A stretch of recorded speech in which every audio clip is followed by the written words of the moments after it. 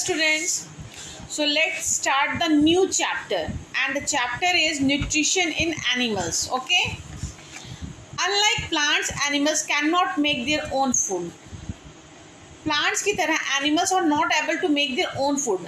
Plants भोजन बना सकते हैं लेकिन उनकी तरह एनिमल्स भोजन नहीं बना सकते हैं. ये भोजन के लिए डायरेक्टली या इनडायरेक्टली प्लांट्स पे डिपेंड रहते हैं. मतलब डायरेक्टली हुआ मतलब कि जैसे कोई गाय है, कोई बैल है, कोई भेड़ है, ये घास वगैरह पत्तियां वगैरह खाकर भोजन प्राप्त कर रही है, तो इसको हम कहेंगे डायरेक्टली. लेकिन जो लायंस हैं, टाइगर्स हैं, उनका क्या, तो वो किसको खा रहे हैं? वो हर्बीवोरस एनिमल्स को खा रहे हैं. और हर्बीवोरस एनिमल्स किसको खा रहा है? वो प्लांट प्रोडक्ट खा रहा है. तो ये हो गया इनडायरेक्टली. ठीक है. We know that all organisms including human need food for their growth, repair and functioning of body. हम लोग जानते हैं ह्यूमन बीइंग की तरह ही दुनिया में जितने ऑर्गेनिजम्स होते हैं सभी को भोजन की आवश्यकता होती है. किस लिए? उनके ग्रोथ के लिए, उनके बॉडी रिपेयर के लिए, उनके प्रॉपर बॉडी फंक्शनिंग के लिए.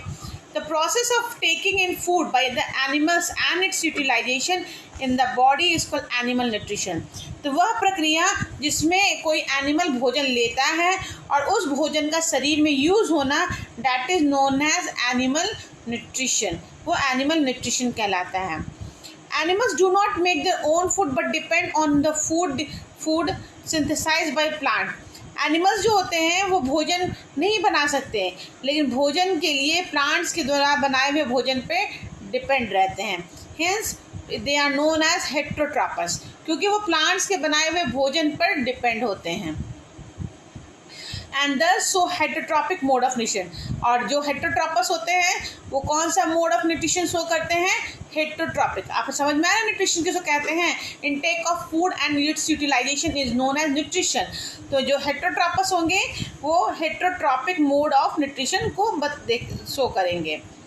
When the food is taken in the form of solid particles as a whole, the method of food intake is known as holozoic nutrition. जब भोजन इंटेक किया जाता है सॉलिड पार्टिकल्स के रूप में, ठीक है, जैसे ह्यूमन बींग्स भोजन जो लेते हैं वो सॉलिड पार्टिकल्स के रूप में लेते हैं, एज अ होल लेते हैं, तो इसको हम लोग कहेंगे holozoic nutrition. Is that clear? Holozoic nutrition क्या हुआ? वह मेथड जिसमें कोई ऑर्गेनिज्म सॉलिड पार्टिकल्स को भोजन के रूप में ले, उसको हम होलोजोइक मोड ऑफ न्यूट्रिशन कहेंगे.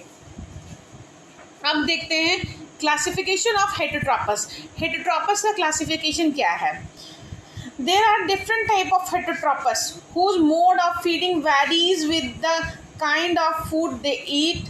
Like snake swallow its prey, tiger chews its food, etc. Based on the eating habit, the heterotrophs are classified on the food follows. हमारे यहाँ बहुत तरह के हेटेरोट्रॉपस होते हैं, ठीक है, whose mode of feeding varies, जिसका अलग अलग मोड ऑफ फीडिंग होता है.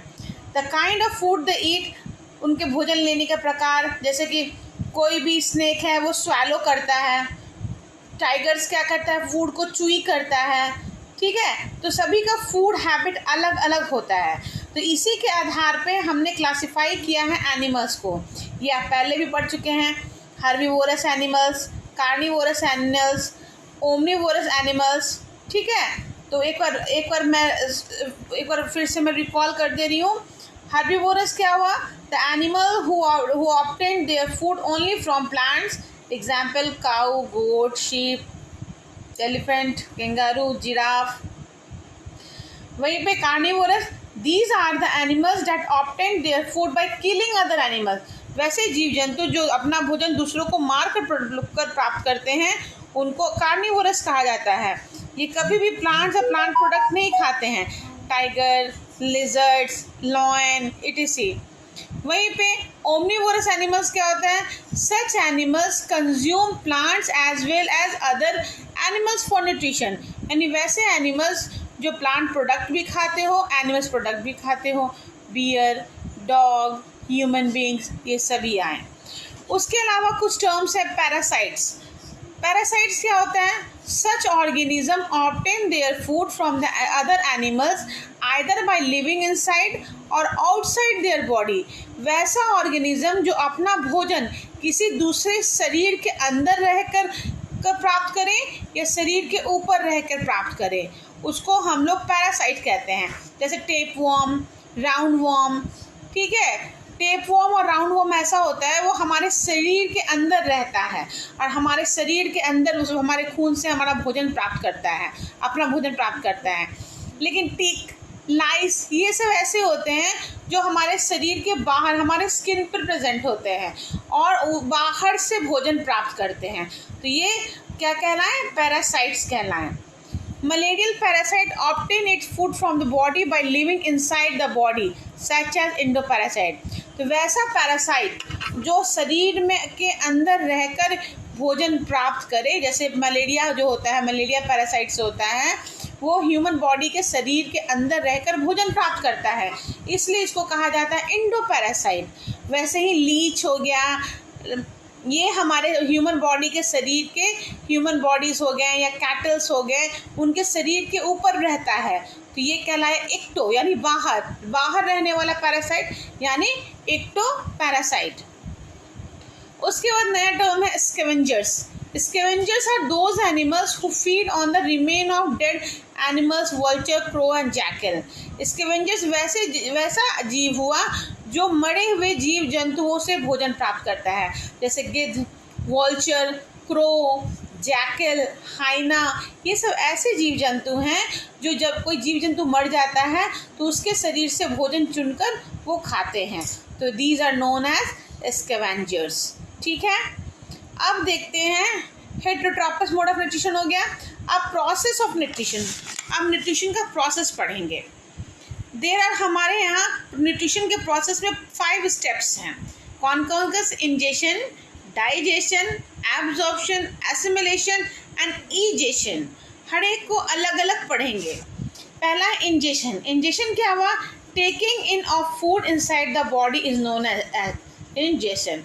सिर्फ भोजन लेना, मुंह में जब हम लोग भोजन लेते हैं, taking in of food inside the body, that is known as ingestion. मुंह में भोजन लेना, दैट इज इंजेशन कहलाता है। क्योंकि भोजन का डाइजेशन जो होता है वो हमारे मुंह से ही शुरू होता है। आप किसी भी चीज़ का नाम लीजिए, मुंह में सलाइवा आना स्टार्ट हो जाएगा, लाड़ा आना स्टार्ट हो जाएगा। आप मुंह में एक रोटी का निवाला ले लीजिए, आप कितनी देर भी चाहें तो रोटी, आप चाहें या ना चाहें, मुंह में रोटी डालने से, मुंह में ब्रेड डालने से वो ब्रेड टूट के गलने ही लगती है। क्यों? क्योंकि मुंह में एंजाइम पाया जाता है, that is known as salivary. ठीक है, सैलिवरी अमाइलेज, इसका पूरा नाम है सैलिवरी अमाइलेज। जो करता क्या है, मुंह में जो निवाला प्रेजेंट होता है उसके साथ मिलकर उसको तोड़ता है। ठीक है, इसलिए कहा जाता है इंजेक्शन जो स्टार्ट होता है बिगिन फ्रॉम द माउथ से स्टार्ट होता है। Example, in case of cat, tiger, rat, human being, food is intaken through the mouth. वहीं पर बी और हमिंग बर्ड्स जो होते हैं वो फ्लावर्स के नेक्टर लेते हैं। स्नेक स्वैलो करता है प्रे को। As a whole aquatic animals जो होते हैं पानी से छान कर छोटे छोटे जीव जंतुओं को जो उनके आसपास तैर रहे हैं उनको लेता खाता है। तो सभी का इंजेक्शन का तरीका अलग अलग होता है। उसके बाद नेक्स्ट टॉपिक है डाइजेशन। डाइजेशन क्या होता है? Digestion is the process by which a complex insoluble food is broken down into soluble food substance. Digestion वो प्रक्रिया है जिसमें कॉम्प्लेक्स फूड, क्योंकि हम जो भी भोजन लेते हैं वो क्या है, कॉम्प्लेक्स फूड है, वो टूट कर सॉलिड सॉल्युबल फूड में कन्वर्ट होगा। अगर कॉम्प्लेक्स होगा तो हमारा शरीर नहीं पचा पाएगा, उसको लिक्विड होना ज़रूरी है, सिंपल होना ज़रूरी है। तो वो सिंपल सॉल्युबल यानी घुलनशील भोजन में कन्वर्ट कर देता है, जिसके कारण हमारा शरीर जो होता है उसको आसानी से एब्जॉर्ब कर लेता है। Example, if you eat chapati or rice, it cannot be absorbed by blood or cells। अगर रोटी या चावल हम लोग खाएं तो क्या हमारा ब्लड सेल्स उसको एब्जॉर्ब करेगा? नहीं करेगा। तब क्या होता है, these food substance have to be broken down into simple form। ये सिंपल फॉर्म में ब्रोकन डाउन होता है किसके द्वारा? जहाँ पे डाइजेस्टिव एंजाइम काम करता है जो कि भोजन को तोड़ देता है। और all the organism other than parasite must digest their food before it absorbed and assimilated। तो जितने भी ऑर्गेनिज्म होते हैं सिर्फ पैरासाइट्स को छोड़कर, must digest their food before it absorb, तो ये डाइजेस्ट करते हैं पहले एब्जॉर्ब करने के पहले। और नेक्स्ट टॉपिक अगले दिन।